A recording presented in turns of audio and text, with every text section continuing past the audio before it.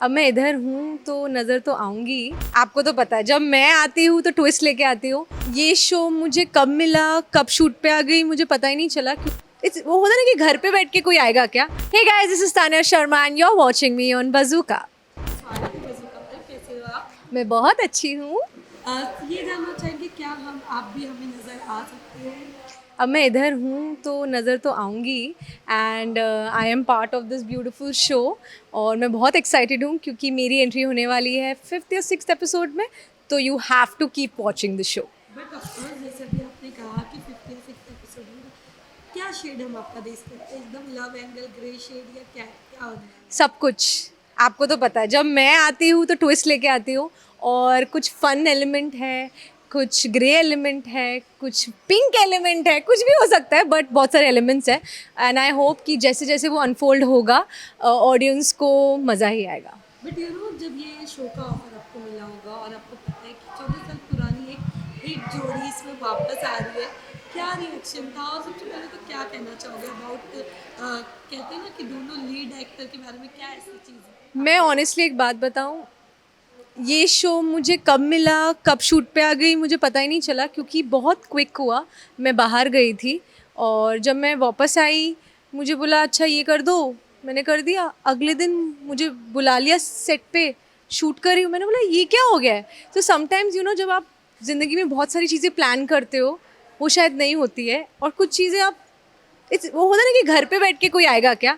Actually मेरे ये role घर पे बैठ के आया है। So I feel so blessed that this amazing जोड़ी जिनको मैं देखती आई हूँ इतने सालों से and I am finally working with them. They both are super super cute sweethearts and I love working with them.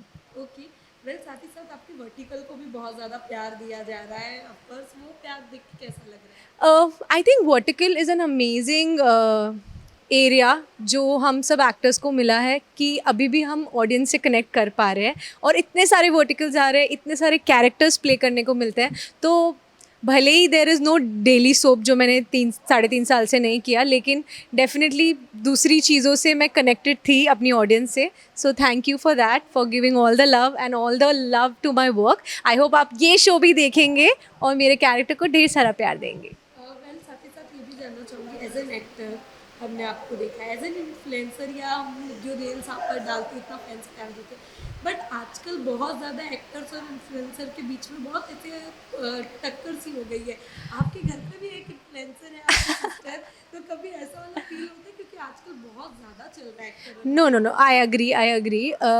मुझे ऐसा लगता है कि अगर किसी ने अपने क्राफ्ट पे काम किया है, if they I am an influencer and an actor but first an actor.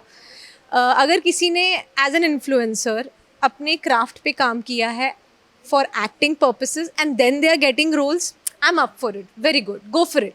But if somebody is getting roles only based on their following, I think that is not fair to a lot of people जिन्होंने बहुत मेहनत की है अपने craft पे। तो अगर कोई मेहनत करके अपने आप को बेहतर कर रहा है वो क्राफ्ट में, good, I am up for it. कोई नहीं कर रहा है तो अनफेयर लगता है। और तो कुछ डेस्टिनी है, अपनी अपनी अपनी डेस्टिनी होती है, आप कुछ चेंज नहीं कर सकते, किसी की छीन नहीं सकते। सो लास्टली आपके इतने प्यारे फैंस के लिए जाते जाते क्या मैसेज देना चाहोगे आप? First of all thank you so much कि आपने इतना वेट किया मेरी कमबैक का एंड आई होप मैं आपको डिसअपॉइंट नहीं करूँगी। प्लीज़ कीप वॉचिंग तुम देना साथ मेरा on Star Plus at 8 PM।